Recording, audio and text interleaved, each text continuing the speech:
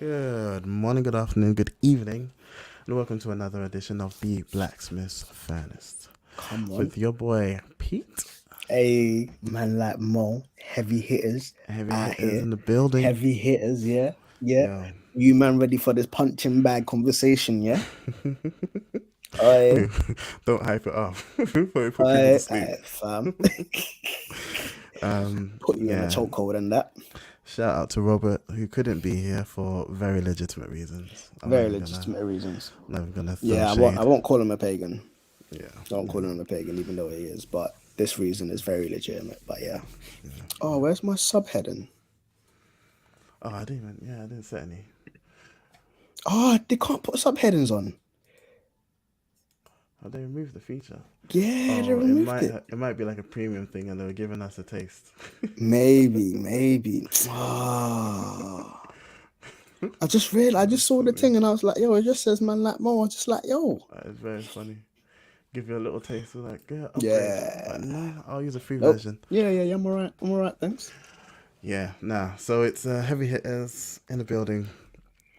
I don't even have a topic. We'll find something as we go. We'll find something.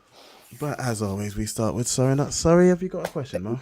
I have got a question. Let's So do this. I was scrolling through Twitter. Now I have to confess, Still do my Twitter, yeah? yeah, but I don't tweet on that and I just scroll through Twitter. But my Twitter is absolute trash. Yeah. Absolute trash.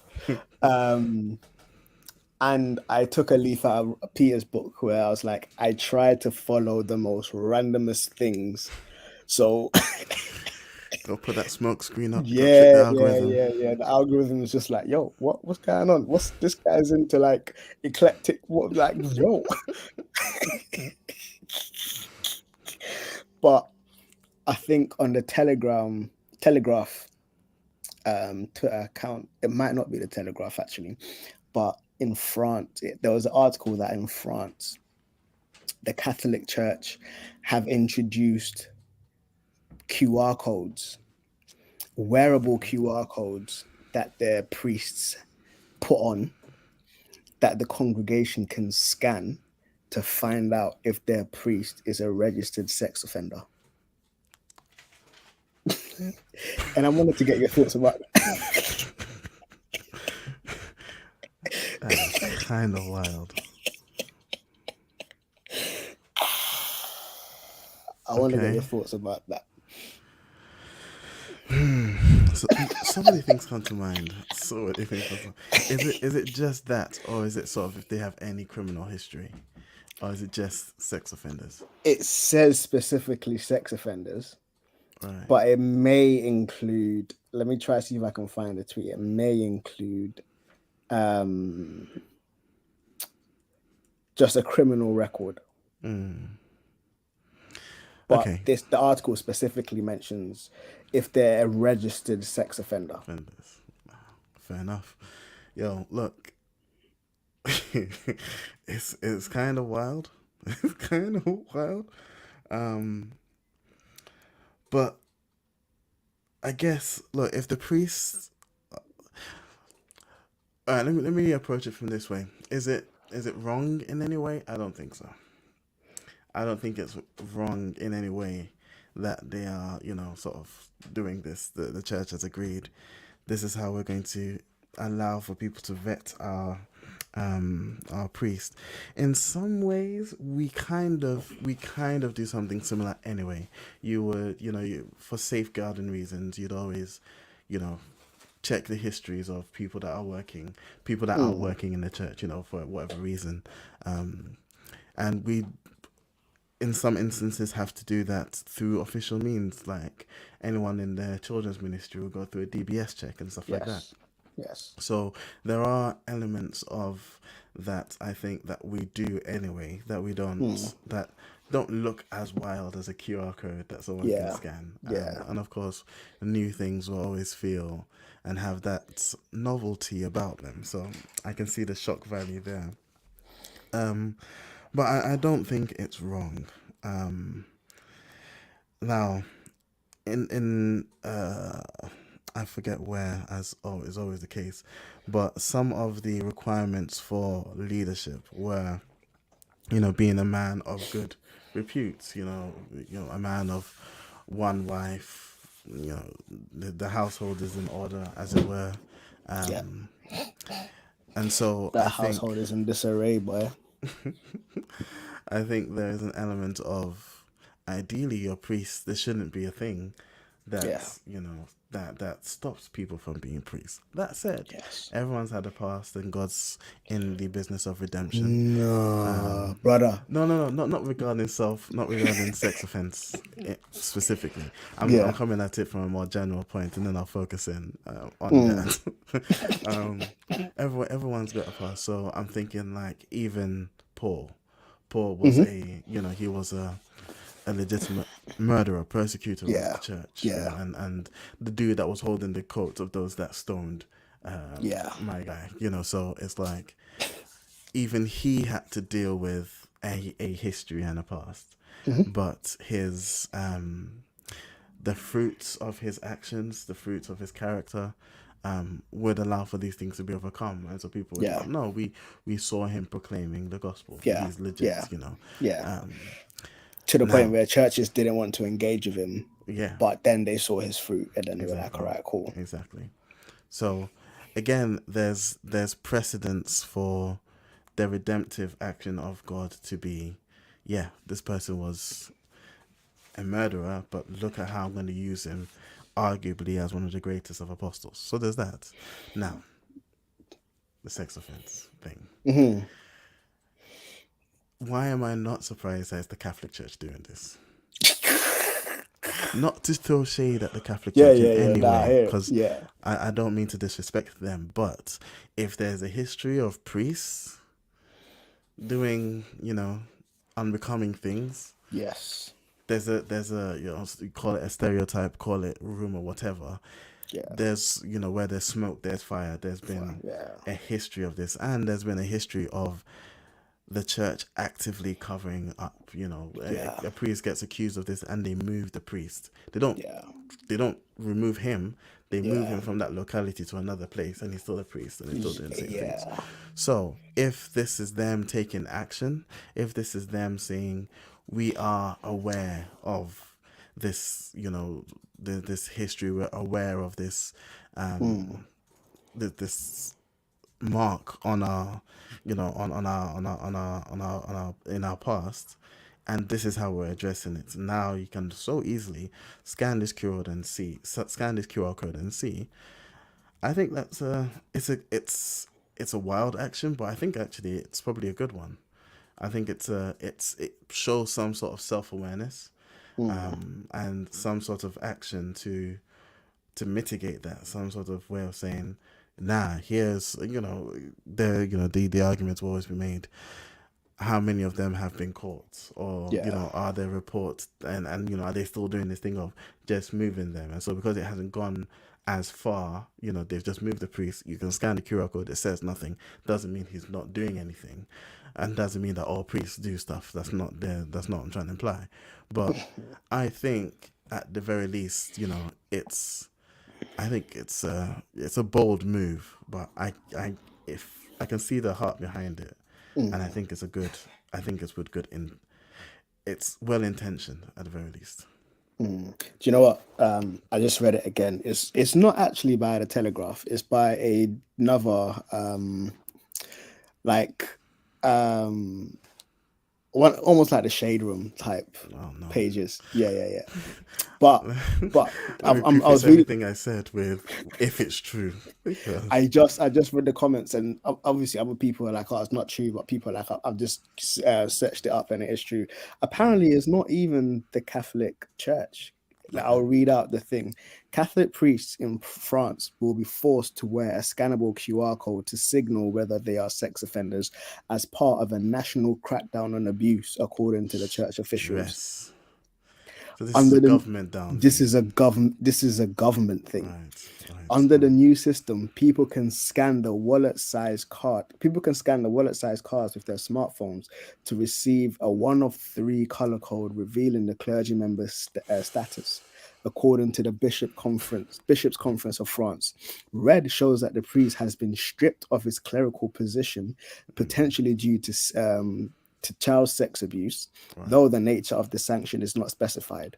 Green is a sign that the priest is in good standing, while orange indicates that he is not yet fully qualified to lead mass. The system announced May 10th is an effort by the church to appear more transparent. Also applies to bishops and deacons. France 24 report. So yeah, it seems like it's a but it's in It's a government down thing collaboration that they're with collaborating with. Yeah. yeah Yeah. So again, yeah, I think it's. yeah I'm sorry. I immediately thought of the prank to just have a. You know, you can just have like a red. Just put a red screen on your phone. and just walk. Just walk around the dude, and then let's let them see the red just shine on the yeah side. Like, yeah. But it's like, imagine that though, yeah. Because I was talking to another guy that we know, and he was like, "Yo, if my man has this level of a criminal offense, why still have him in a position of authority? Just take him out. Just take him out." I mean, here's the thing though, and this is what I was saying about the whole redemption thing. It's a good generalized rule, but our entire faith is based on the redemptive action of Christ. Yes, and I think the position of leadership is one that has to be safeguarded because And of then the influence. I'll point you straight to Paul. Yes, but the thing is, I think there's a difference between Sex offense and murder. bro. No, but I was gonna say there's a difference between the offense being committed whilst installed as a leader and before being installed as a leader. Yeah. And Okay, so but does this it differentiate occurred. between that though? I don't know. Yeah, I don't okay. know. No, that's a fair point though. That is If a fair point. if it occurred whilst you were a leader, stripped, sacked, like excommunicated, flogged, all of them things there. But if it was prior to, even then, bro, would you feel comfortable with a sex offender baptizing Zara? That's a long pause. That's a very long pause. I mean, if I Full knew, immersion, like I'm none of not these there. sprinkling Why are you saying things. it like I'm not Bro, there? Baptism nah. isn't a private thing. It's not a private thing. But you're not touching my daughter, bro. You're not touching my kid. Full stop. No, so I think that distinction is important. That was this committed, say, before you came to Christ, or was this committed whilst you were in a position of power? Yeah. I still think there's redemption there, but not in that regard. Like you don't do that, fall off, and then come back and you're right back where you were. You don't do that. That's just not wise. Yeah. But I mean, to answer your question, I wouldn't feel comfortable per se, but if I knew the person, and again, if this happened in their past before they came to Christ or whatever, like you can know someone and know, or not, you can know someone and see that, oh no, actually you want this person that you once were, sort of thing. Yeah, I've heard too many stories, bro. I've heard way too many stories about this. Like there was this one documentary where a group of young adults who grew up in this particular Catholic church were all speaking about the abuses they suffered at the hands of the priest. And one of the young adults, who's now a woman, her father was speaking on the documentary, and her father was like, yo, it got to one point the priest like didn't have a place to live and he welcomed him into his house, and he hadn't known that the priest was abusing their child. So now while staying in the house. Bro, this was prior to him staying in the house. So now that he's in the house, them lot were like, oh, yo, like me and my wife are chilling downstairs watching TV without realizing that this priest is upstairs abusing our child in our own house. And so I'm like, so for me, it's very much a case of, even if I think that you are past this, I'm not taking the risk with my child. Yeah, but yeah. No, that's slightly different. Inviting them into your home, but Nathaniel, they didn't know. up to comment. Oh, D. That's the reason we Yeah, must have the yeah, spirit to discern. Yeah, yeah, yeah, absolutely. Facts, absolute facts. Yeah, yeah. Shout out to OD Nat. yeah. So Um, yeah, it's just mind blowing, and it's just like the dad was like, "Yo, I want to murder this guy," and I'm like, and the daughter was like, the daughter knew that his dad would want to murder the priest, so the daughter went to school and asked, "Oh, what happens to someone if they murder someone?" And the answer was like, "Yo, like the person's gonna go to jail." And she was like, "I didn't want to grow up without my dad, she didn't so I tell didn't him. tell him." That's crazy. That is Boy. crazy. So That is yeah, and crazy. so I'm just like, you know what? And for me, it's almost like putting a recovered alcoholic Yeah, in alcohol. to run a pub. Yeah, yeah. It don't make Yeah, sense. and but again, all of these are from the perspective of we know, if that makes sense. Yes. Like we know, Yes. and I think the danger and the really terrifying thing is, for the most part, a lot of these cases we don't know. We don't Like the know. dad didn't know and invited a priest, and Yes. if you Yes. invite a priest into your house, that's almost a blessing. If the Yeah. priest was African, they'd be Yeah. like, yeah, you did like Elijah, may the oil in your pot never ran out, sort of thing. When you You what know, when you give one of these people in my name a cup of cold water, when you you will receive. when you welcome the prophet in the name of a prophet, you receive a Yes, prophet's you prophet's reward. reward. So Yes. come and pay your Yes. collection. No, so Yeah. yeah, yeah, that is the dangerous. Yeah, that's Yeah. so It's yo. scary. Shout out to France, man. Let them roll that out. Let them roll that out all over. I swear, France needs to be running this as a trial run. If it works, let's extend it. Let's extend it to the whole EU. Even though England's been a pagan, let's extend it. Let's bring it over this part, man. Yeah, man. But imagine though, you're in the middle of service, you scan the QR code and it comes up red. Carnage. Carnage. What? You know, like that. Like you just see man just like, what? When he's like, oh, Jesus said, bring the children to me, let me lay my hands on them. What? Raise my hand like, oh, he receives it. No, no, no. I've got a No, question. I've got a What are you question. doing here? Bro, according to my phone, yeah, you're red. Brother, it gives a whole new meaning to he touched me. All right. Let's move on, man. Let's move on. That's mad. That is mad. Yeah. No, cool. You got a question for me? I have a question. So my question was, what is your favorite sort of not extra biblical, but your favorite argument from God outside of the Bible, Oh, the existence of God? favorite argument for the existence of God outside Yeah. of the Bible. I think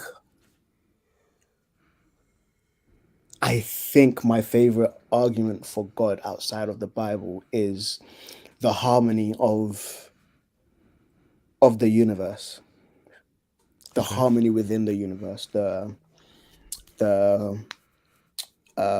interdependent nature of the universe, where everything is reliant on itself. There is this ecosystem where nothing is wasted.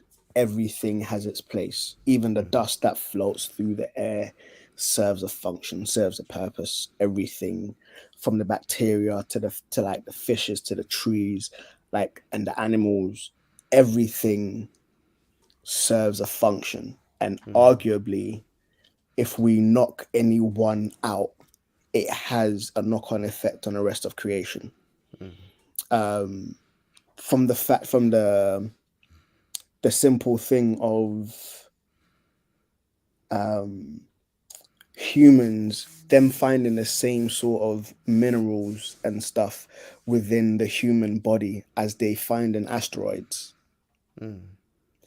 It's just like, again, it kind of gives credence to this notion of man being made from the dirt of the earth sort of thing, where it's just like, asteroids that aren't on Earth, there's still this this thing, and it's also like the human body is wired in such a way that it should have more like there's a great chance of things going wrong, but it's still being held in this delicate balance. So And sort of so the evidence of design argument. yeah, just and I think it's, for me, it forces individuals to slow down, to perceive the world around them, to perceive this harmony. Because even in Romans, when it says like the invisible attributes of God is seen in the visible world, it's like, yo, like we catch glimpses of the creator through the created. And that's why people almost end up worshiping the created, because they catch a glimpse of the divine through it, without realizing that this is just this is a broken glimpse of something much greater. So yeah, I would lean on into the harmony of the created world. That can't be a coincidence. Yeah, just this ecosystem isn't, like, you can't look at the Apple ecosystem and say that's a coincidence. Okay.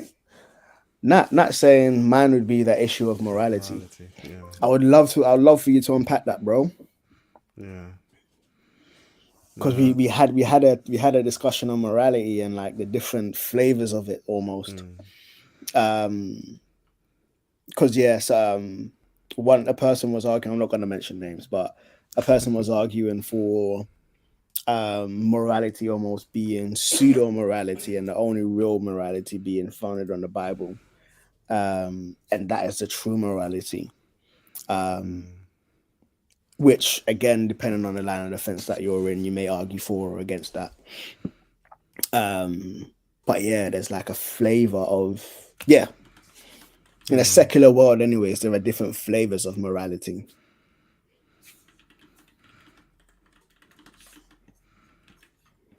I think you might be the only person that can respond comments. Oh, can you not respond? No, I can't respond. I can only respond in our private chat, but not in the comments. Yeah. Might because you're hosting. Yeah. I'm sure it'll be a hard one to type. Unpack through comments. Yeah. We'll keep an eye. I mean, he can voice note you, and then we can potentially play the voice note. If OD is available, I've sent him a link to jump. Oh, sweet. In if he can. Hey, we might be getting OD. Hey, come on. But yeah. The issue of morality, I like that. So mine's always been there's the evidence of design, that harmony that you speak of. Hey, OD's coming. Hey, this is exciting, man. Recently, I've liked the fine tuning argument as well, which is that Earth and the way the universe is, we can only be here because the entire thing is fine tuned to support life. And interestingly, like on a Joe Rogan podcast, an astrophysicist was on there, and he wasn't even making I watched a clip of him. He wasn't even making like a religious point, but he was just making the point that it's actually somewhat of a miracle that we have the Earth in our universe. And he said like this. He said the Big Bang went in a direction that was compatible with life. And that in and of itself suggests the Big Bang as it occurred it's not inevitable that leads to life. There's so many other different things that could have happened, but the direction it took is one out of potentially significantly more that can lead to life, that can lead to sustaining life. And then you look at, the order of things, the fact that the Earth is the exact distance it is from the sun, the fact that we're spinning the way we're spinning, the fact that our protons, so that he mentioned something about, there's so many other universes, and actually a lot of them are dead universes. We have stable protons in our universe that allows for carbons, to create and DNA to be formed. And there are so many universes that don't have that. and by virtue of that end up just being literally just being dead universes. And, you know, the fact that our star, the main star, is the way it is and isn't a collapsing star, as we see so many go on, you know, so many things that show it's like everything's been fine-tuned in our particular universe to support life. And then there's the argument of the moral law as well, that I found really interesting. And you mentioned in the group, and again, I don't know, maybe just typing stuff in the group, I'm starting to find a bit difficult. I like the voice notes, especially because I listened 2 times. But moral law has been one. So C.S. Lewis makes that point in Mere Christianity. And that's increasingly becoming my favorite one, because that speaks to something that we all as human beings cannot deny. And OD might speak to this, but the idea of there are certain things we all agree, we all understand are laws, but not necessarily laws in the sense of you can break a law, but laws in the sense of this is just what things do. Gravity, you throw something up, it's going to come down. That's just what it does. However, there's something in people that suggests there's something else. So you see a dog or whatever, there's a threat, the dog runs away, or the cat runs away. There's that flight or fight response. If he's territorial, he's going to defend his territory. There are certain things that define that. With human beings, there's something else. There is the sense of, I need to run away to preserve myself.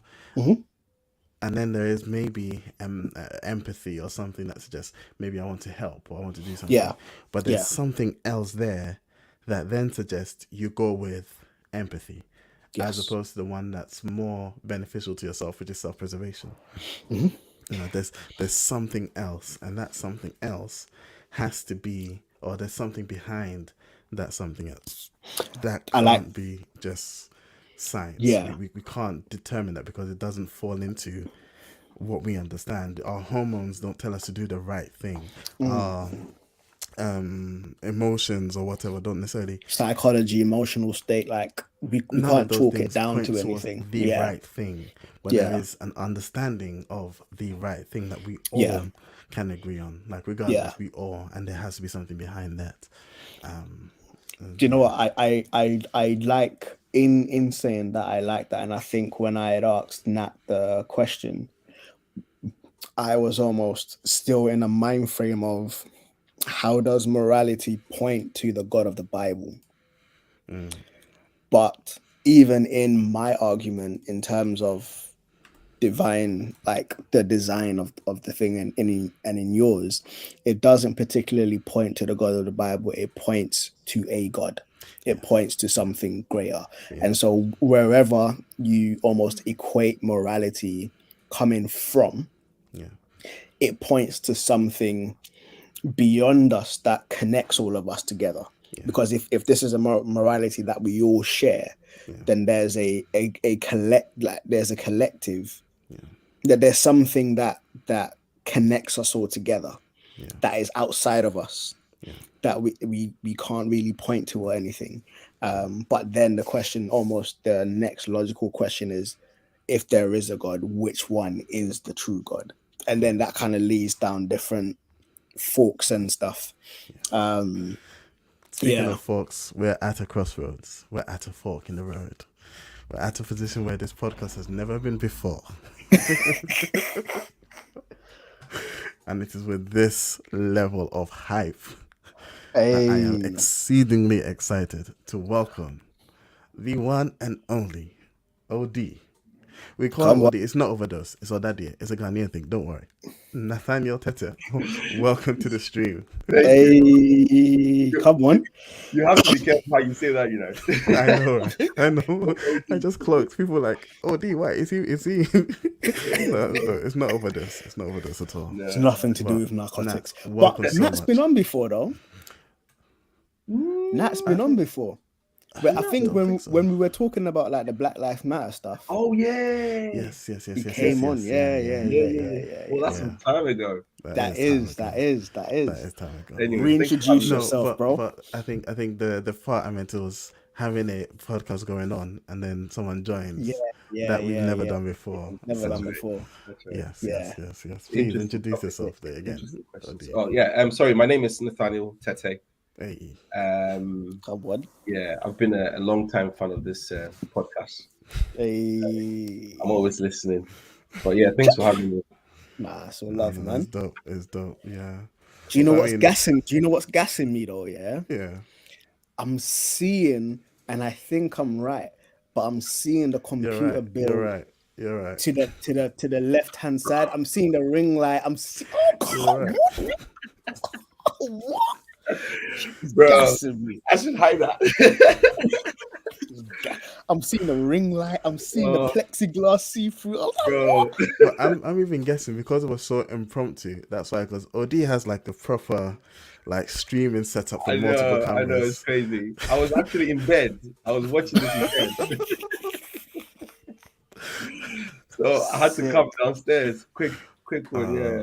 No, I appreciate you, man. I appreciate you for coming. real, Then man. times during COVID when we were doing like the Zoom church, Mm. OD's doing Zoom church for his church, and they've got multiple angles. There's one angle on the family, one angle on him. That's just like, yo, What? Yeah. Hey, you can't be on the multimedia vibe and come with the one camera setup.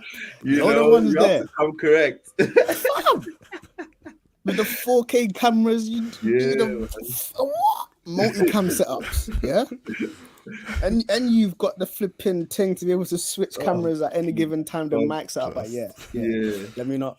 Yeah, Bro, let me- thank you let me for not coming. Thank derail you the for thing. coming, Facts. Thanks for having me. Thank Thanks you. for having me. yeah. And unfortunately, you came straight into the hot seat. So, That's why I came. It was a hot question that needed Yeah. needed so yeah. appearance.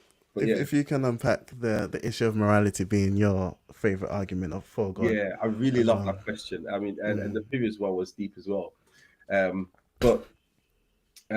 So my favorite one being the issue of morality is I witnessed this conversation that went on, and this guy was like, right, okay, let's forget the Bible, all right? Let's forget the Bible. A man walks into your house, and he's about to kill your wife. Right, just think about that for a minute. Just reflect on what is about to happen. Do you think what he's doing is right? And the question was why? Why your answer? And then he progressed to say, right, okay, you're saying it's wrong for him to do that, break into your house and is about to kill your wife. Okay. Where is the thought process coming from? Why are you thinking that what he's doing is right? Is it a decision you have made on your own, or is it an influence? An influence from external forces that is causing you to think that what he's doing is right. What if the guy who is doing what he's doing thinks that what he's doing is right, and you're saying is wrong? So it went back and forth, and they got stuck because they realized that if I have my own set of rules, and everybody else is allowed to have their own set of moral standards, let me put it that way, let me be specific. If everybody has their own level standard of moral, what you call it, Well, thinking, set of mouth, yeah, then there will be chaos. This is not bringing the Bible in. We're just talking about normal human life, and you realize there will be chaos. So that goes to show that there must be a moral standard that everybody, regardless of country, regardless of race, regardless of ethnicity, wherever you come from, there must be a standard that everybody is going by. So without me meeting you, if you're in another part of another part of the world, without me knowing you, we will still agree that it is wrong for someone to rob my house and kill my family. Now, where is that moral standard coming from? Because if you trace humanity backwards, generations before us and the generations before them and the generations before them and the generations before them have always believed the same thing. So where did it come from? We cannot say it came from the Big Bang or whatever,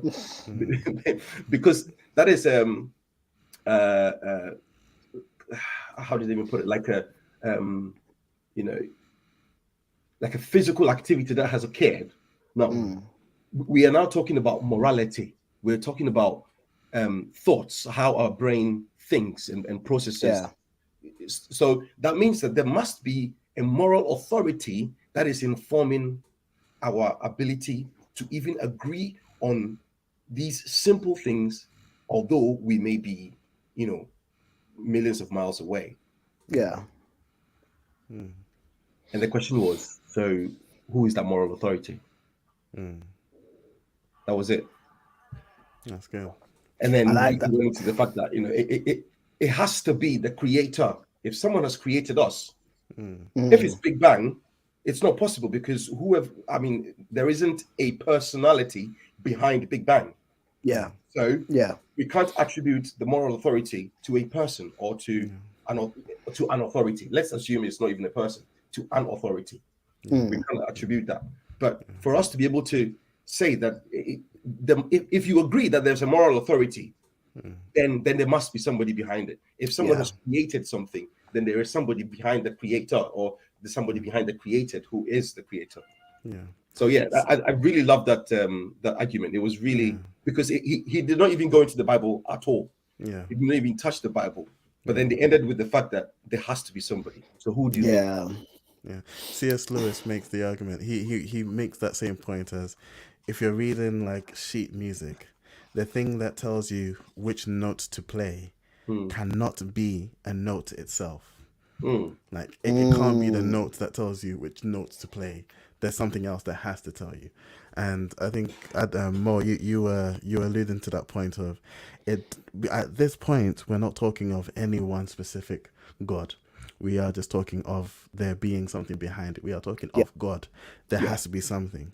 Yeah. And then the next step is, okay, then which one is right? And I think there's a framework for that as well that narrows it down to God. I don't know him, Yahweh. But yeah, can I throw a spanner in the works? Yeah. I'll throw a spanner in the works. Moral law. I do like it. Yes, I do like it. I do like it. But I'm a tug on the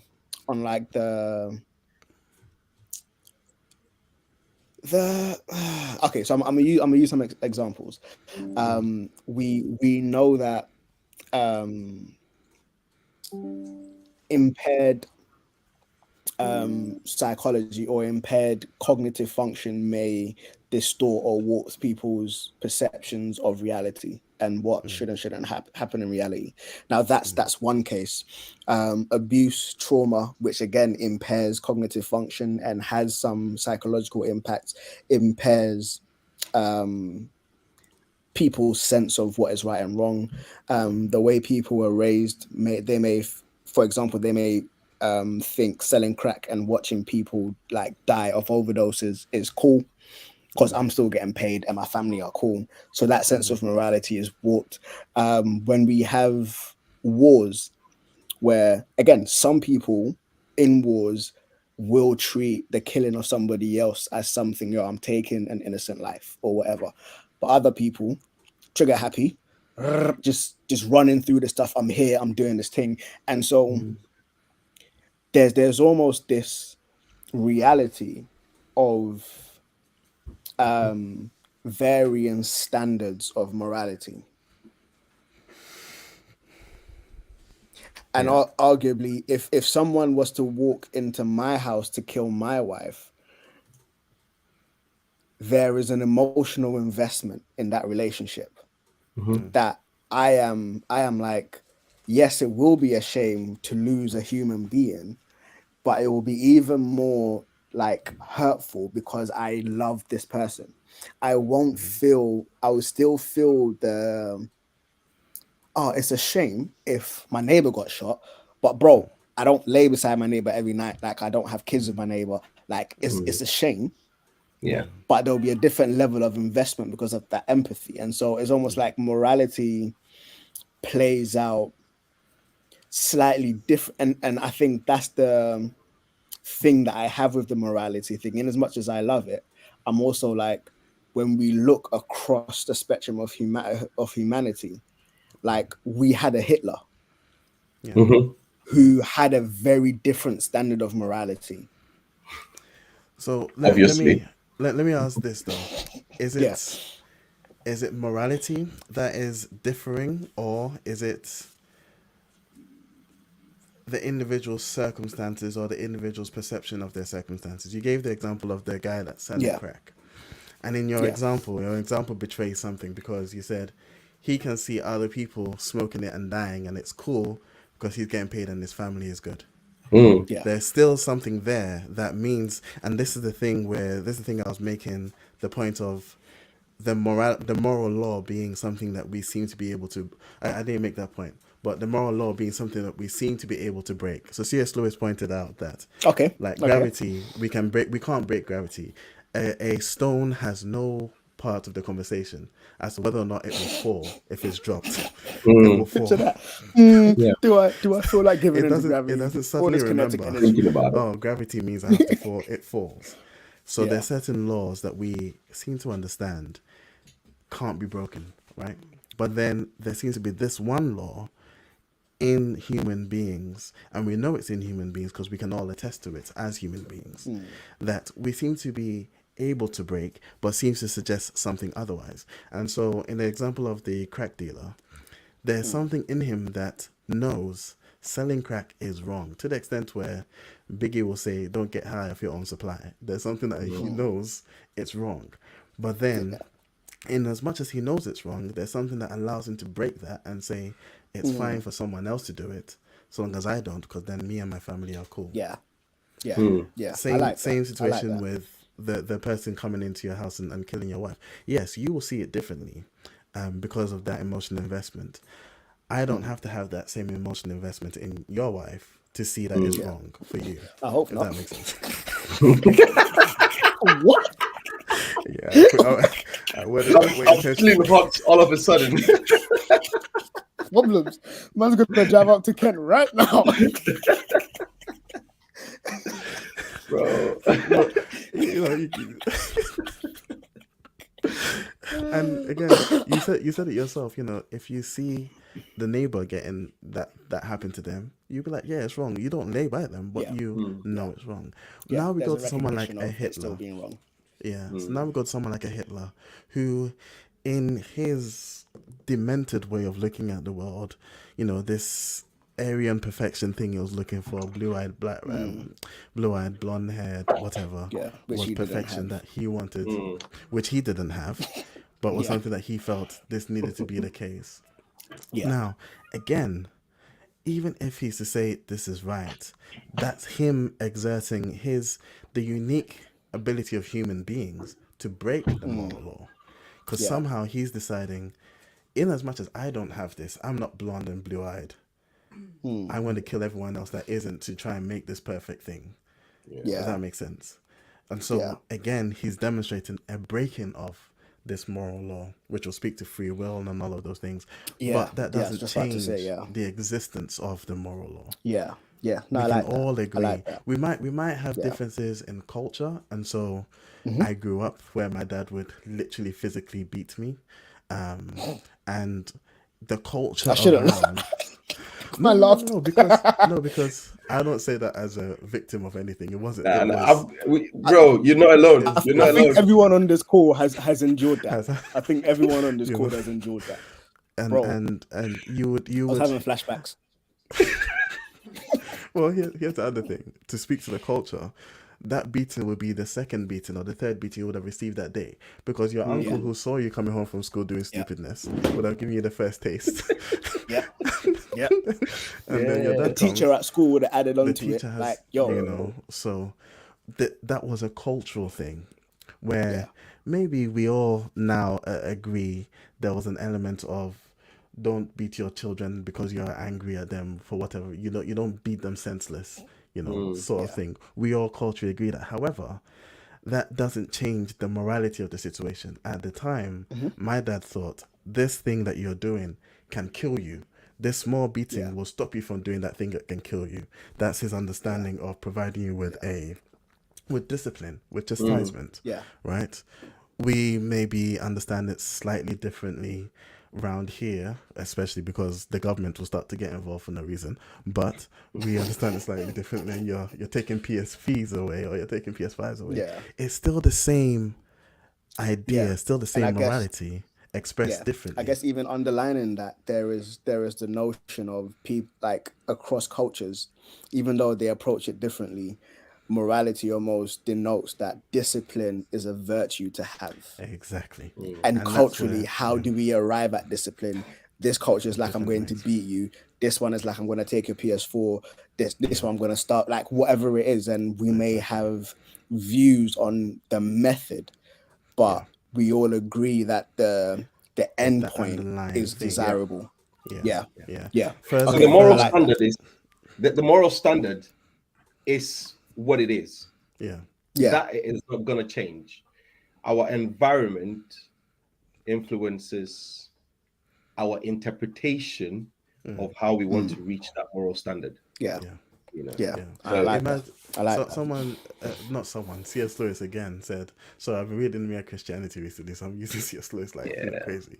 But he said, imagine a society in which bravery is a bad thing, on which cowardice is rewarded. Like, or we all can agree, we all can say, okay, it's good to have one wife, or two wives, or three wives. We all can somehow agree on whatever that is.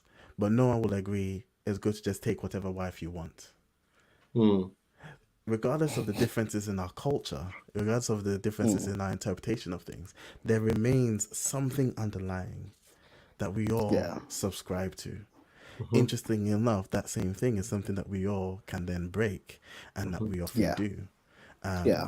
But the existence of that thing suggests the existence of someone to have created that thing. Because that thing can't be, it can't just be us. You know, we can't be the thing telling us what to do. There's something else behind that. And again, not do you know what? It necessarily actually the reminds Christian me God, of but the God.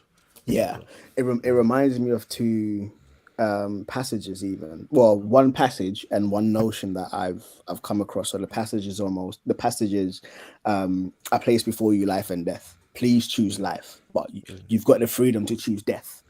And so almost like God has laid out like how you ought to live, and he's like, yo, like I implore you to adhere to this, but you can choose to go against it. And again, there's the standard. It will be beneficial for you to live up to it, but you can choose to go against it. And so again, the argument of free will. And I think John Piper had mentioned, I think it was John Piper, it may not be, but I think it's John Piper, while studying, read that. It may not be him, actually, maybe one of the other Calvinist guys I was listening to or reading, but they had mentioned two categories of God's will. So there's the moral will, which can be broken, and then there's the sovereign will, which can't. And so it's almost like man's free will operates within the moral will, alongside the moral will, but the sovereign will almost trumps all of that. And again, it depends on how you view the relationship of those two things, which will all again kind of affect theology kind of moving forward, but they kind of differentiate it. So they're almost like the 10 Commandments and the laws and all of those things fall under the moral will, if you will. And it's like you can break these and there are consequences and blah, blah, blah. But this is the will of God that we live up to the standard, but you can go against it. Yeah, definitely. The will of God, in fact, plays a massive role in trying to understand, the moral standards. It's a huge thing. Because if we didn't have the will to choose, then God can make us do whatever He wants us to do. But because He's given us that will, and I'm quite happy you mentioned that, because the sovereign will of God is like when the Bible says heaven and earth will pass, that you can do whatever you heaven and earth will pass. That's the sovereign will of God, and there are Elon Musk listening to this podcast. he's trying to make Mars the thing. Even if we take like Jesus will die. like Jesus was slain before the foundations of the earth. The death of Jesus is part of the redemptive story that was in place from time, like before the foundations. So that was part of the sovereign will. And it's almost like Judas and all of them man who played parts of it broke God's moral will to bring about the sovereign will. Yeah. Kind How of about into that? play. How about that? Yeah. And it was their choice. It was the their other choice. weird thing Yeah. as well. It was their choice. Yeah. I remember saying this once. I think it was in a comment thread or something. This is a while ago. I was like, "Oh, I don't believe in God." I was like, "Yeah, that's your God-given right. It's your God-given right to not believe it. So say thank you, God." Oh boy. But yeah, that's super interesting. If people could reach through computers, I'm telling you, it would be problematic. you're in trouble. I wonder though, because it seems like we're 50 minutes in, so we might as well just continue. Nat, do you have a question to throw to us? Bro, You I got didn't so come with a sorry. question. I didn't come with a I question. know. Man just got out of bed. I know. We can keep chopping it up, but obviously it's a freeway. This is the first of its kind. Oh, So yeah, you boy. can dream about something. We can kind of continue chopping it up. I've got a further sort of follow up though, Okay. because I kind of want to. I mean, as you said, we're sort of in the weeds here. How do you then go from there to Yahweh? From moral law to Yahweh, or from No, the from argument so we've all sort of made an argument for an existence of a God. of a God. Yeah. Yeah. So how do we go from there to God? Yeah. So if you asked me, assuming I've just had that conversation with you, Yeah. and we've gotten to the point where may agree or disagree that there must be a moral standard, right?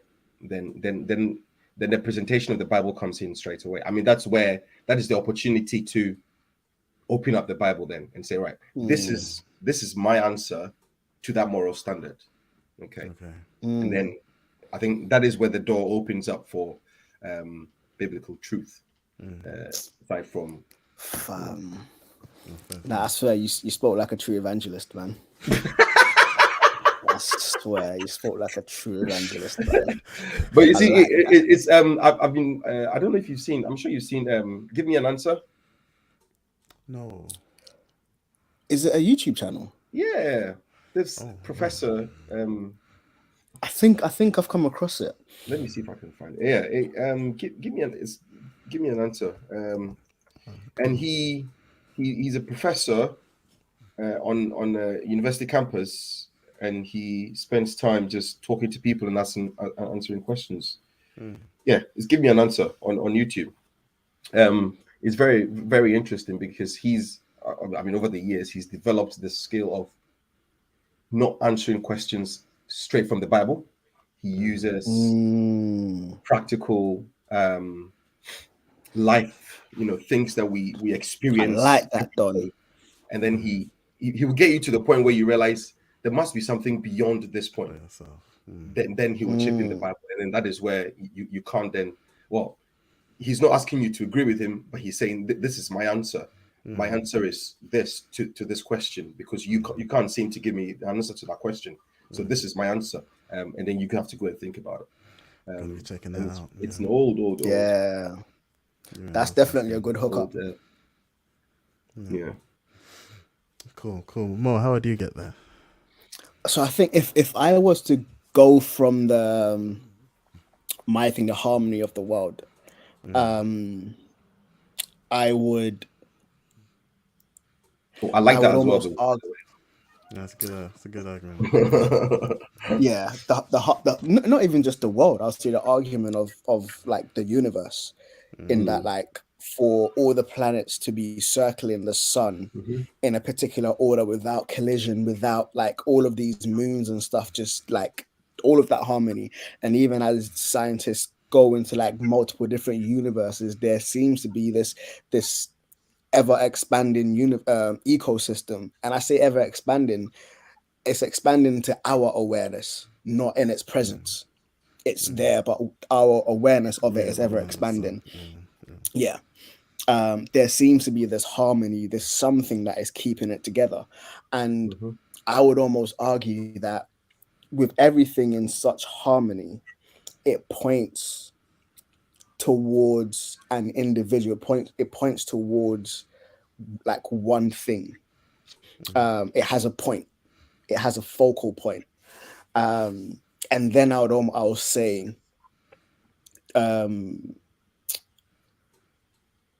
biblically, like Jesus is presented as the focal point of all of creation. In that the whole earth was created through him and for him. Like he is the word that was that progressed. Progressed might not be the word, that came out and like created everything. And it's like Through him. everything, and like left to our own devices, men fell.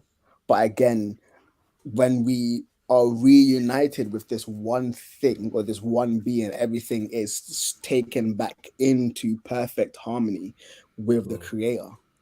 Like everything is brought back into harmony. I think it will be a bit of a stretch with that argument. My argument always goes back to, if we say there is a God, how do we gain a relationship with this God, or how do we please this God? So if everything is like in this harmony and it points to something greater, how do we gain access to this greater thing? How do we ensure right standing or being in the right space with this thing? Because if you have the power to create multiple universes, bro, I do not want to be on your wrong sides. I don't want that. It's peak.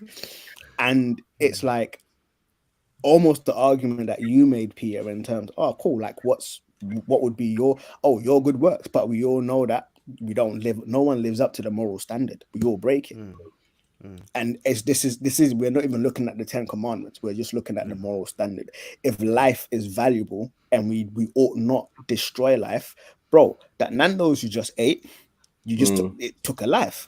You stepped in an ant, took a life. Like, everyone's like, relax.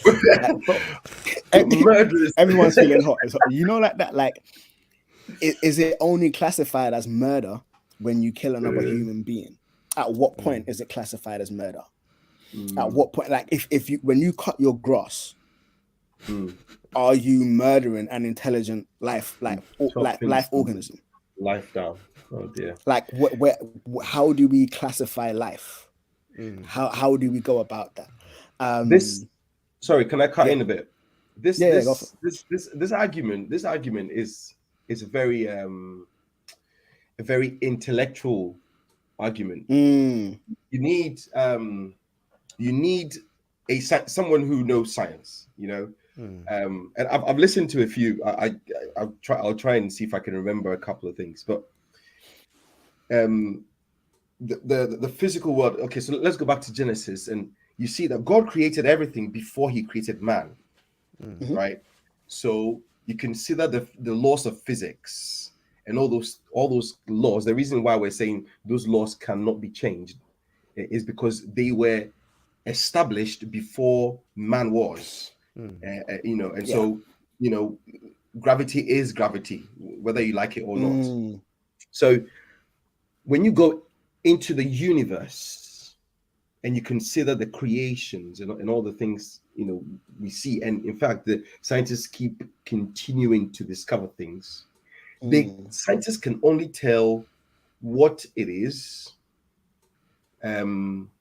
why certain things happen, but they can never tell you how it happened, how it was there. They've come up. I mean, just recently, we saw pictures that goes deep into universe and the James all kinds of things. They see it's there. Even with the Milky Way, they can tell what is happening. Not even tell, but it's all assumptions. That's something a professor said the other day because he was a Christian. He was saying, if you consider all the theses and all the papers and all the stuff that all these professors have written, they're all theories, they're all assumptions. And I mean, the mathematicians amongst us will know that when you go into like logs, for instance, logarithms, there's a lot of assumptions in there. In fact, in mathematical calculations, we have this sign that's it's equal to sign with a line over the top. It's approximately, it's an approximation. A lot of the answers to the questions scientifically are all approximations. But because nobody else has a better answer, we accept the answer that has already been given. So when you consider those things, you realize that there is no absolute truth in what the scientists say is the cause of creation. There's almost more faith required for the scientists to be an atheist. You know what? that is so true. So you believe that is so true. Out of nothing, it exploded. Cool. That's and out came something. Something came out of nothing. Yeah. Okay. So you see for the universe to be, for creation and things to they have this symmetry, this beautiful sort of like melody to the way things are. Even when we look at how man creates things, how you look at Apple, you look at Microsoft, you look at computers, you look at all these things, and we marvel at how man is able to create them. But when you look at the biological things that are natural, that have already been created, it is, you must be, I don't know, a god to think that, not a god, no, some kind of a being to think that there is, you must have some kind of power to know that this was created by a man, or it just appeared. I mean, it will not make sense to anyone. It will not make sense to anyone. But they will not agree that it is a god. That is the only thing. And then of course, then that opens the I think the door to bringing in the idea of a god. I think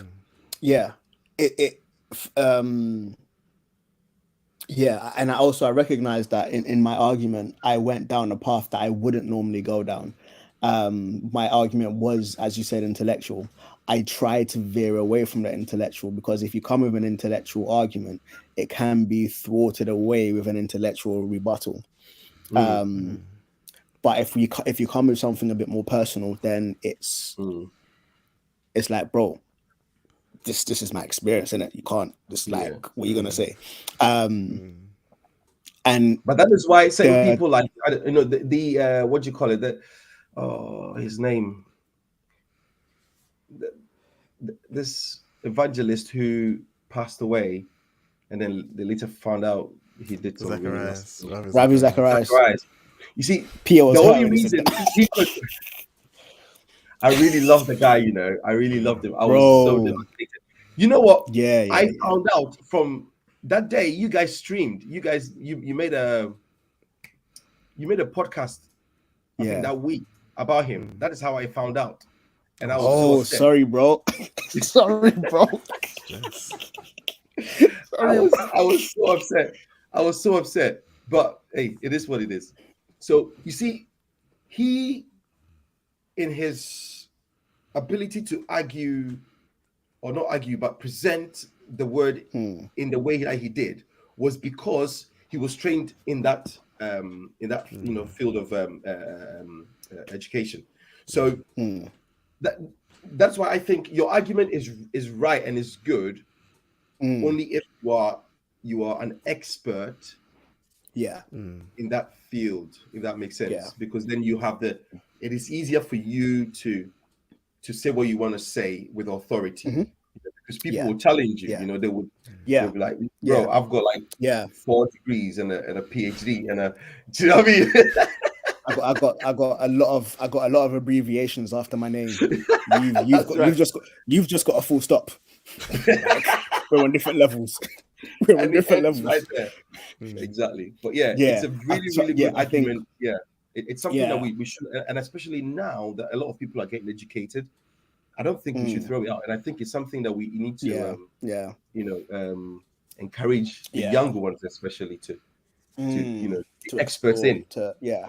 you know. Yeah. I think my argument would have almost been, okay, so there is a God. And for the most part, most of all of the gods require perfection on our part to be worthy of their presence, to be worthy of their mercy. Hmm. To my knowledge, this is the only God who himself bridges the gap Hmm. and comes and does the work that I have never been able to do in my entire life, in my entire existence. I have never been able to live one day without thinking or doing something that I shouldn't have done. And this is the only God who bridges the gap, who speaks about being the God of God and the Lord of Lords, he who set everything into motion. And not only has he set everything into motion, he still recognizes the brokenness that we all are born with. And he comes to bridge this gap. So like it's almost like the engineer who designed the robot recognizes that it's defective and so steps back in to repair it or reprogram it.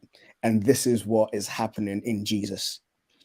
That the God who created the world has stepped back into it to repair it. Hmm. I don't see that in any other. So yeah, even that, like the God who created this harmonious world has seen that humanity has gone askew, and he's come back to repair and fix the harmony that has gone askew by humans being fallen, to restore this harmony.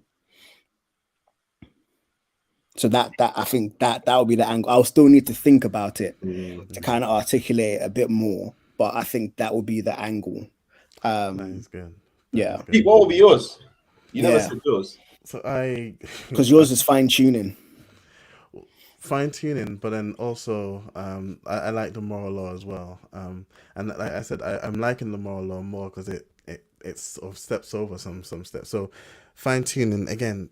If we agree there's God, the reason I'm liking moral law because we're not only agreeing there's God, but we're agreeing there's God that's distinct from the things that's created. The whole idea of the note telling you what to do, not being the note, suggests that means we aren't God, and God is distinct from God exists, and we aren't that God. That's the point. And the reason I say that is because if we are to look at God, the sort of the areas of thought that deal with God aren't science. Science presently has Yeah. no. Science is all about the observable world and sort of what we can recreate. And science, as I said, starts with, well, we don't know what was, and then something exploded. It was nothing as far as science is concerned, and then it exploded. So whatever happened before, science can't speak to it because science can't observe it because that's already happened. And so we then have to go to something else. And the only other sort of sphere of human interaction that deals with the idea of God would be religion. And so then the question would become, what religion is right? And to answer that, you'd either have to know all religions or have to have a way of categorizing all religions. And it would appear you can categorize them based on a specific set of worldviews. One being only God exists, only the universe exists, and God and the universe are both exist and are distinct from one another. And so the only God exists is a lot of the Eastern religions, the Hinduism, Buddhism. You are part of God, or we are all God, and the whole karmic thing. So you treat the elephant as though the elephant is also God because it's also part of God, and you are part of God, and the idea of you have to do right so that in your next life you become. I think they explain it as such: with every life you gain karmic debt that you then pay off in the next life until you finish paying off your debt, and then it's either nirvana or oblivion, whichever one comes first. But the moral law then suggests, well, we aren't God, and so it throws all of those religions out of the door. And then there is the only the universe exists, your atheist, your humanist, your whichever one. And again, the moral law suggests there is a God, and we've agreed on that, and so that's out the window as well. And so then it's only the religions that suggests God and the universe both exist and are distinct from one another, for which you've got your sort of monotheistic religions, which is Judaism, Christianity, Islam being the most prominent of those three. And all of those three, I end up thinking they hinge on one dude, or they all sort of recognize one dude. And actually, that one dude is recognized by everyone else. So the Dalai Lama will say, "Oh, I liked their Christ, I just don't like the Christians." You know, or what's it called? You know, the Hinduism will talk about Christ being a good moral teacher and all of these things. Everyone seems to agree on this individual Christ. Judaism, well, for one part, they thought he was the king, and so the whole Palm Sunday thing, Hosanna, they were worshiping him, thinking, yes, this is our saving king. And then when they decided that he isn't, they say crucify him, but they recognized him. They recognized who Christ was, and that he was a person of great knowledge at the very least. They recognize his significance. And then there is Islam, and they also recognize him. They say, oh, he was a great teacher, or one of the great prophets. Yeah. They don't want to say he's God, but they also recognize him. And Christianity, we say, well, he is God. We just go all the way out. Now, the interesting thing there is, for Judaism, even we think that they will turn around, they'll come back to it, because he fits so many prophetic things, and all of their history shows that it's just how they are. Yeah. They'll come around. They'll come around to it. This is the thing. With Islam, their thing with Christ is the only one that goes against all other historical references of him. So they say Christ was never crucified. He just moved wherever and then got married and whatever. But atheist historians, Jewish historians, Christian historians, all agree that Christ was crucified. So that historical thing then removes Islam from it, because if you guys are making that mistake on something that's proven historically, then, what credibility do the rest of your arguments have? Especially when everything centers around this one dude. Yeah. And so from there, the only thing left that's historically true regarding Christ and his at the very least crucifixion being a historical event, the only thing that gives contemporary account of his life from eyewitnesses, being the disciples, and the only thing that then fits both the Jewish Old Testament tradition and fits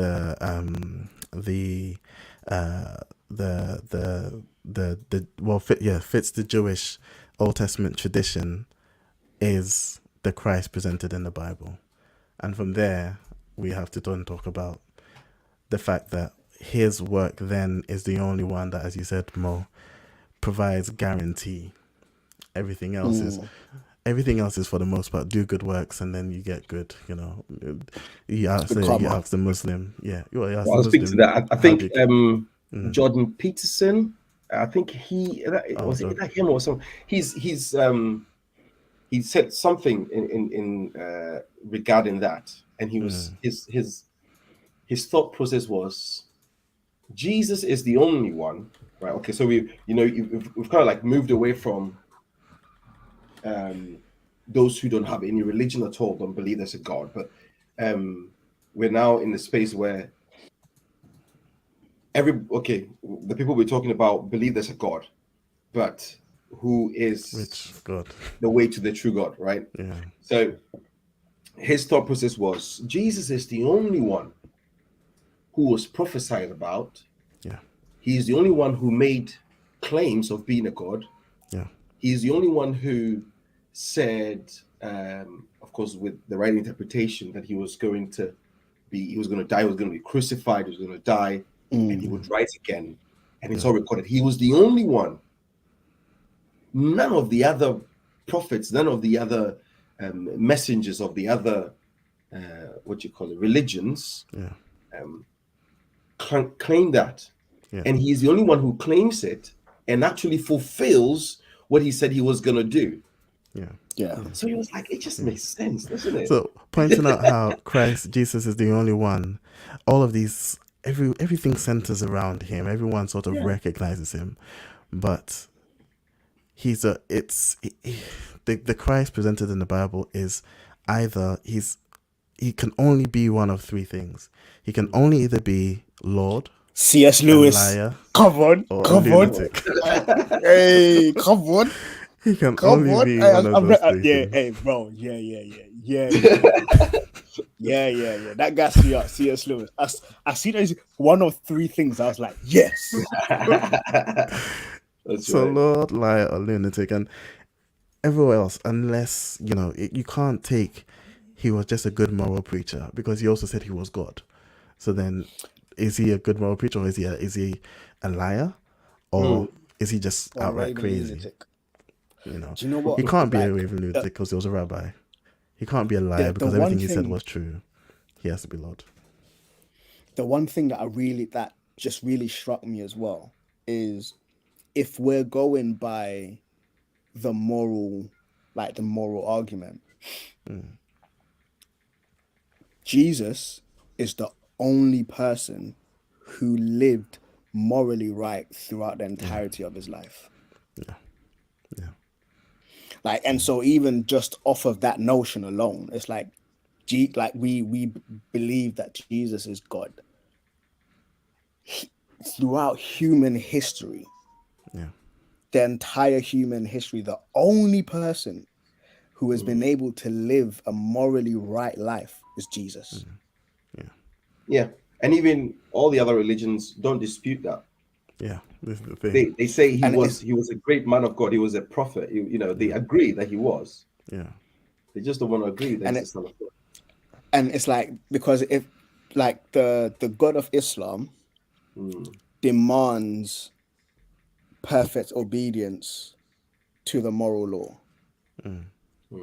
Obviously, there's the 5 pillars of Islam that you kind of need to follow, like going to Mecca, praying 5 times a day, giving alms, stuff like that. But there is this underlying notion of, no, you need to live a certain type of lifestyle, and that almost makes it appealing to people in that there's humility, there's this discipline, all of them stuff there. But bro, Muhammad didn't live that lifestyle, bro. No. Do you know, I found out the other day, I didn't know a lot about the religion until the other day. I was listening to one of these guys, and apparently his wife was 12 years old, 13 years old. One of his wives was 13. We don't talk about that, you get so bombed. Oh, really? No, it's a no. Them man do some I didn't IP mention any address names, that though, did I? situation. Sorry. Did I mention any names? Oh no! I'm I joking. didn't mention any I'm names. joking. You're gonna No. get found on YouTube. No, I'm joking. Them man do some IP IP I mean, reverse tracking. it's very interesting. Yeah. But that also remember, moral life is culturally, it was a bit more acceptable back then to take much younger wives. I suppose so. Yeah. But then it's still recognized As a grown man, Yeah. taking it, like we're judging them based off current moral standards. But even Joseph and Mary were both fairly young. I believe they were teenagers. Yeah. But they were both, to my understanding, they were both teenagers. But yeah, I do know that there is this disparity, and some cultures are even now still fighting against teenage marriages. So yeah, I recognize that. But yeah, you're right. One of his wives was 13, I believe. Underage, Yeah. But I They do think have there was- arguments around that. Yeah. Because like, oh yeah, she was isolated and he took him under the wing. No, bro. Yeah. I need to research He it needs more, 'cause I think- needs a QR code. Oh, and she killed him. She killed him. Yeah, Stress. he fam. So yeah, That's the I other thing as well. There's only Christ is the one that's alive.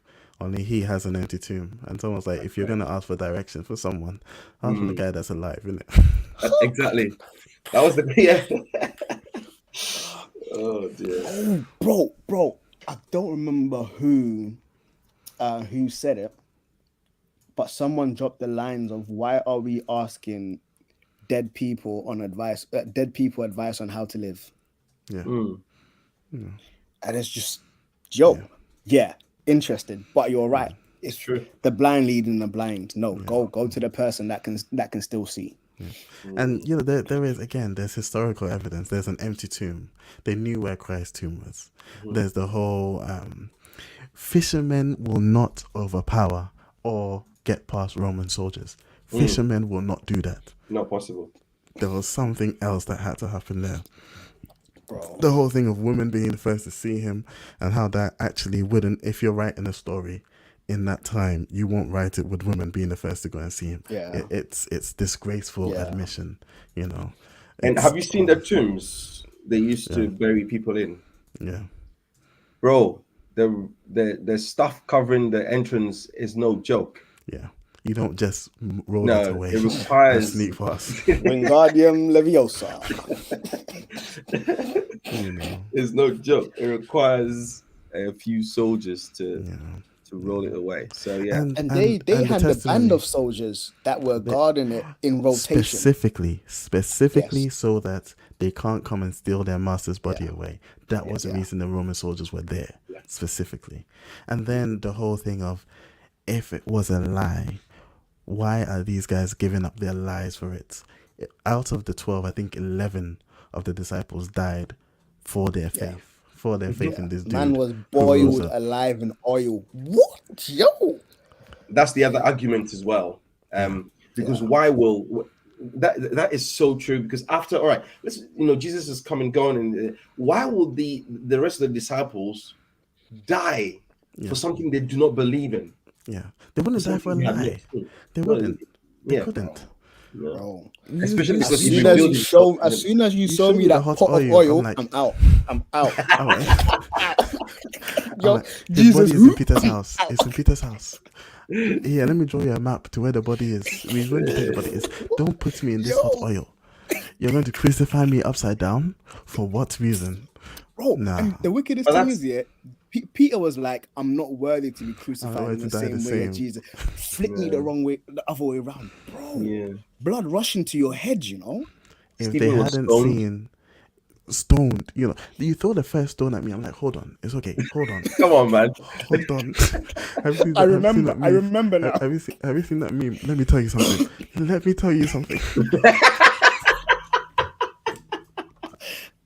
You're not thinking of what to say. It's like, let me tell you something. The minute that first stone hits me, I'm like, wait, let me tell you something. If it wasn't true, if they hadn't seen a man come back from death, if they hadn't seen a man go up into heaven and heard all the teachings of Christ and be fully convinced that he was God, they wouldn't live those lives. And so that's how you get to Christ, man. Yeah, but then it goes to show, isn't it? I mean, with all that evidence, people still don't believe. It takes the spirit to convict a man's heart. Yeah, this is the thing. Facts. That's the other thing. All of this aside, all the apologists aside, all these arguments. At the end of the day, it's God that does the saving and does the change in people's hearts. And that's we just pray and do our part. And bro, do you know the beautiful thing about all of this here? We've gone through all of this and we have just landed on a very Calvinistic tone. Right. It is God that gives us the free will to respond. None can come unless drawn. We do not have another hour and a half to discuss. But it's facts, though. It's facts. Somehow, God is the one that, God is the one that does the same and changes man's heart. Moral will, sovereign will. There's like the sovereignty of God and the free will of man are both presented in His word, and so they both coexist somehow. If anyone figures it out, I don't know. But God is Let me God, know. and He can do whatever He wants to do. You know, like that. And Exactly. even if you let me know, I Exactly. doubt I'll believe you, because I believe that that's in the mysteries of God. So if you Mm. believe you figured it out, then I believe that you're almost trying to claim that you're God. I don't believe you, because that is a mystery. How God's sovereignty and man's free will can coexist. Yeah. But in the Bible, it does. Yeah. Facts. Cool. I think that's a beautiful place Yeah, to round up. I think that was dope. I enjoyed that. I really enjoyed yeah, that. that was That's our good, man. longest sorry not sorry ever. Fam. The Nah, entire man, time. appreciate you coming through, Oh, D, getting Nah, out for of bed real, to come for through. real. You know, thanks for I love having it, me. man. I'll tell you a little secret. The only reason I'm home in bed is because I've got COVID. Oh, stress. Oh wow, It's my first COVID as well, bro. It's not fun. Oh no. bro. Have Do you know you? what? Did you Yeah, get COVID? Did you get it? We got it late though. We got it late as well. We got it this year. Yeah. Oh, oh man. wow, yeah. Nah, I Can't caught believe. Omicron twice, boy. Have you? Got that on Yeah, Marion. I've got the jab as man. well. I was like, why am I getting it? Yeah, Did you get one jab or did you get all I of got them? both. Oh, you still got it. Oh, I sorry, got man. double jabs. Stress. But it's just interesting how God works, because I was Portia was having a baby during the lockdown, remember? So third Sorry, child. you said that. I was like, wait, you've had another baby. No, just 3. So Man the said third one, just 3. in this economy, 3 is not just. Bro, when you get to where I am, it's just you could do it. Anyway, so God being so good, we went through that period. No, I mean, I didn't get it at all. And then at the time, I was in the police force, so you can imagine I didn't stay at home. I was So gonna say, I was out every about day, as well. and I never got it. I never got it. Like they got it a couple of times. The kids got it as well, and then now I think everything is just calmed down. It's your like turn. it's your turn. Stress. Yes. Yeah, That's it's all not the fun. more reason to appreciate you, man, for coming on. Facts. No, thanks for Facts, having me. Thanks for having me. Yeah, that's dope. Really enjoyed it. Hookups. Hookups. We've kind of already got one because this Give Me an Answer YouTube is. Yeah. I'm definitely Yeah, checking that yeah, out. yeah. Really good, really good. Because Yeah, he I answers, think- he talks to kids, young students. So all kinds of questions come up, and he's able to navigate his way through the complexities of people's psyche. Because people are very intellectual when they come to give those questions, or they're very one-sided. So, but he finds his way of bringing him back to what the Bible says. It's very very interesting. That's dope. Cool. That's dope. I would even say I know you've hooked a- up already, but I was Mia gonna say Christiani that. might be a good Yeah. one. All right. Yeah. That was gonna be my hookup. Yeah, Mere Christianity was gonna be Okay, my hookup. dope. Yeah. I was Sorry gonna say to that. jump Do you the have gun. another hookup at all, or do you want to go and give me an answer? Oh boy, no. Cool. One more. I'm gonna take it old school, with a particular song from Shailene. Hey. Oh, I believe. what's it called? Hold on. I'm trying to. Oh, it's called "Jesus Is Alive" Jesus is alive. from Shailene. Jesus Is Alive. It's from his, I think, his Stories album. Let me just go to album, view album. The Atonement album. That album is sick. It dropped 2008. But yeah, Jesus Is Alive. And literally Bro, he's like 15 years ago. oh yes, 15 years ago. Yeah. Wow. Yeah, 15 years ago. Like literally the guy's like, Muhammad is dead, Buddha is dead, this person is dead, but Jesus is alive. That's the whole chorus. Man's calling out bare different deities and prophets and stuff, and it's like, this person is dead. This person is dead. Wow. But Jesus is, and then he goes into the verses and like, yeah. But that whole album is sick. That whole album in terms of the atonement, sick. Nice. After every song, there's an interlude that kind of speaks about the biblical truths of the next song, and then it kind of goes into it. Yeah, sick. The lamp mode days, man. Yeah. Now everyone's on their own vibe. Yeah. Nah, cool. Cool. Oh. Ryben Media. Could be a good Hey, come on. Ryben Media. Plug. So check him out, please. Check the show notes, Instagram handles, and all of them things are gonna be there. Absolutely. Come on. Fam. Email for the price list, yeah? Yes, Come sir. If you say Black Swiss Fairness, you get like a 2% discount or something. No. Come on. No, you don't. No discounts. You might increase it by 2% because you're supporting the thing. You're supporting the thing, you know, like that. Black Pound Day. You're supporting the thing. Increase it by 2%. It's gonna go up. It's gonna go up. Yeah. Yesterday's price OD is not does. today's price. Nah. does, We're like- 2023, mate. Check out Ryben Media for like if you've got events and you want some videography, photography. Sure. OD comes through. Took some pictures at my wedding. Interestingly enough, all the pictures we blew up are the ones that OD took. Oh, really? Yeah. Oh, no shade. No shade on the other No guy. shade. No shade on the photographer we actually paid to be there, but it's cool. It's cool. Yeah, the I mean, he video. got his money. Yeah. Yeah. I put It the could- video. I put on my Instagram. I said it was I was the unofficial videographer for the day. Yeah. It was really Our, cool. our wedding video. Oh, well, our videographer Really was enjoyed just it. our videographer was a con man, but OD made us a wedding wedding video highlight reel type. It was so dope, so dope. So please, check him out. Check out Ryben Media. Yeah, it was featuring man like Mo as well. Mo was doing his thing. I was trying.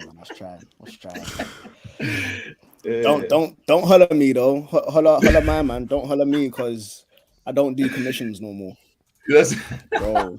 Yeah. I don't. That's it. Though I holler, I don't do it no more, man. Yeah. it's the good Cool. canon. Yeah, this is where I wish I recorded. Well, I could just cut it out for another episode. Recorded Robert doing his last minute thing. Yeah. But anyway, because I can't remember it off the top of my head. I'm too tired. But check us out Blacksmith wherever Furnace. you get your podcasts. Yeah. We're on Email, Instagram somewhere. Instagram, Twitter, just type the Blacksmith Furnace. We're good. And it'll be in the show notes as well. If you want to get in touch, you can find us in the show notes. Hey. So do that. But again, Odi, thank you so much for joining us, man. Facts. I'm praying that you feel much better soon. Oh, shit. Yes. I'm getting some good rest though, so I'm not complaining. That's good. Mm. Yeah. Cool. Well, this will be the Blacksmith Finest signing out. Peace.